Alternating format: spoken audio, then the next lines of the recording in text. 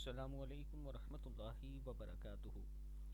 حضور اکرم صلی اللہ علیہ وآلہ وسلم نے فرمایا، جو بھی مسلمان صبح 3 بار یہ کلمات کہے تو یقیناً اللہ تعالیٰ قیامت کے دن اس کو خوش فرما دے گا۔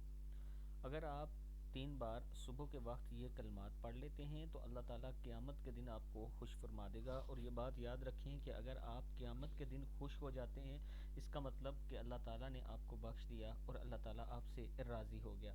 اس لیے ہر روز یہ دعا صبح کے وقت پڑھ لیا کریں۔ بسم اللہ الرحمن الرحیم، رضیت باللہ ربا وبالاسلام دینا وبمحمد النبیہ۔ میں اللہ تعالیٰ کے رب، اسلام کے دین اور محمد صلی اللہ علیہ وآلہ وسلم کے پیغمبر ہونے پر راضی ہو گیا۔